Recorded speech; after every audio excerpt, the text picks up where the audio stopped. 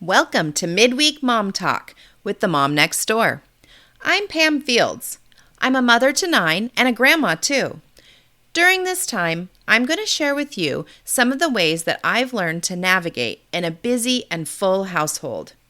Often, we don't feel well equipped, but we were made to mother and to be successfully tending the fields of our homes. So let's get down to it and have a chat about the practical parts of family life. Well, I'm adding something new to the podcast. Isn't it fun to always have something new? A lot of my friends have said that I have some really good ideas. And sometimes it's really hard to believe that for ourselves. We get into habits of ways that we do things, and we assume that it's just the way that everybody does things. But I guess now, after 26 years of being a mom, I have heard that there's a few things that I do a little differently. And so maybe you're a mom who's just starting out, or maybe you've been doing this a long time and you just need a new approach. It always helps to have new ideas and brainstorm with other moms the ways that they do things to help us kind of refine our craft. There's always something to learn. So I'm starting this thing called Midweek Mom Talk, and my purpose is to just sit down and talk about some of the real practical things of life. Now, if we were to just sit down and you said, give me your best motherhood tips, I would draw a blank for sure. However, I have a few friends that have been emailing me some ideas, and I would love to start sharing them with you. I would also like to open the door to you to send me your questions, because maybe there's something on your mind, something that you're maybe struggling with in your home, or something that you're trying to navigate, figure out how to juggle differently, and just having another person's perspective would help you out. So I'm going to give you my email address, and that's pam@tendingfields.net. I'll put it in the show notes. I would love it if you would just email me your questions, and I'm going to start addressing them on a midweek series. I really don't have any rules for this. It could be questions about parenting, questions about cooking, maybe something about holidays or housework. I don't know. Again, I'm up for trying new things, and I'm excited to see where this leads. I think it sounds like a fun feature. If you follow me on Instagram, you'll notice that I have started posting some little craft projects on there and some cooking projects in the form of reels, which again is new to me, but I'm learning that along with the help from my daughters, and it's turning out to be a lot of fun. So you're going to find me over there doing a few things. I'm not going to script any of these midweek talks, so you're just going to get it as it comes to my mind. Let's start off this week with talking about how to get out of the door on time. And I, by no means, am an expert in this, but there's just a few things that I have used through the years to help me get out of the door on time. It probably started when my twins were little, and somebody gave me the advice, do as much as you can the night before, which was brilliant because I had 4 children, 4 and under, and getting out the door is a lot to juggle. So here we go. Getting ready the night before, what does that look like? I think through where I have to be, what times I have to be there. Of course, when you're looking at your alarm clock and what time you need to get up, you're going to start with where you need to be, then roll back how long it takes you to drive there, how long it takes you to get ready, feed everybody, and then add at least half an hour to 45 minutes to that, because you know you're going to need it.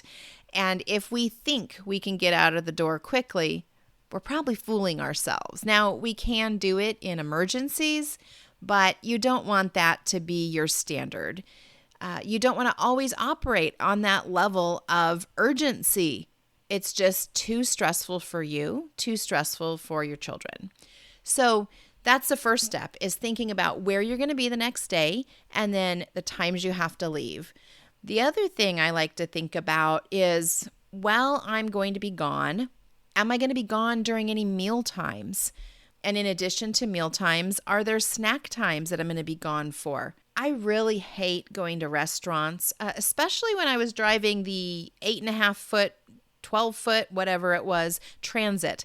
And I did not fit through any drive-thrus. So that was definitely something that caused me to do things a little differently. I pack a lunch, and that could be as easy as throwing a loaf of bread, a jar of peanut butter, and a jar of jelly in my car.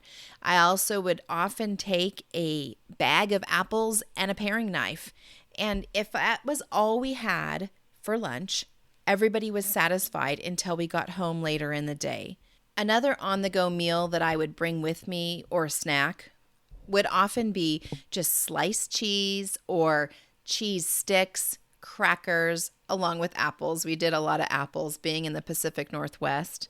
Or a block of cream cheese and a bag of bagels. In addition to that, I always kept, and still do keep, a package of plastic silverware in my car.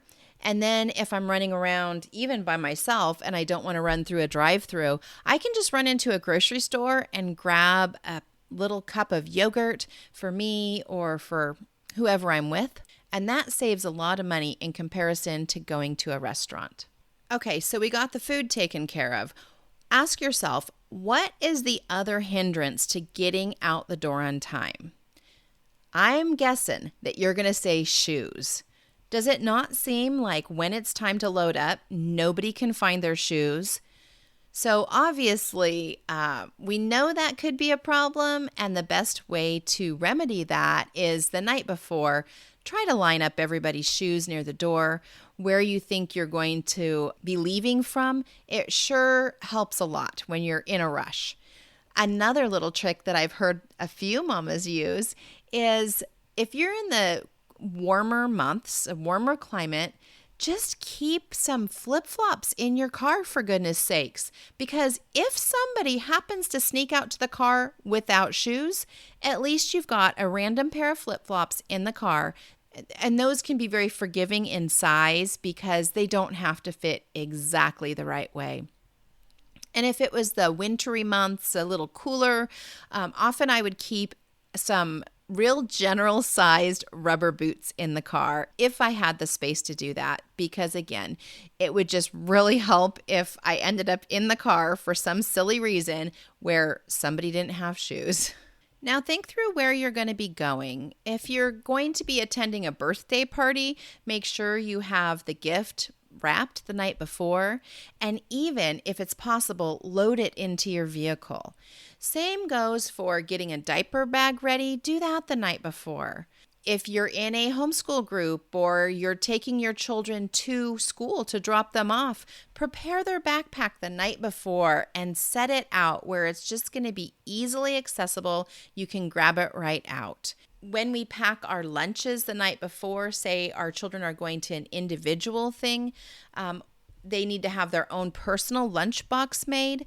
We'll get those done the night before, and if we have to put something like a blue ice in it the morning of to keep it cold, I'll grab a sticky note and put it on the door on the way out and just remind myself, take the blue ice or add the blue ice. I use a lot of paper too, scratch paper. So I might make a great big note for myself that says, grab this or that if I'm going to a potluck. And I try to break it down to remind myself because I know I tend to be forgetful. So I make a great big sign and I lay it on my purse so that as I go to grab my keys, I'm heading out the door, I've got that reminder for me. And this could be the most important reminder. Make sure you wake up early enough and you have your children woken up early enough. And then as you're working through your morning, call out sometimes like, hey, we're leaving in half an hour. Hey, we're leaving in 25 minutes. Are you ready yet? We're going to be leaving in 20 minutes. Do you know where your shoes are? Have you had your breakfast? Is your backpack packed? All these things that come to our minds. You get what I'm saying. I'm sure you've been there too. Let me just encourage you. You can do this, Mom. You were made to mother. And with a little bit of preparation, you're going to have an absolutely successful day. God bless you as you go. Thanks for joining me. I hope you heard something that's of benefit to you as you invest in your home and family. Make sure you subscribe to this podcast because I'll be back later this week to introduce you to some of my friends and hear their incredible stories of faith. Until then, why don't you connect with me over on Instagram or Facebook? You'll find me at Tending Fields. And if you'd like to be part of the Tending Fields community, check out the show notes where I'll have links to join my email list and the Moms group on Facebook. Thanks for being here. I look forward to getting to know you.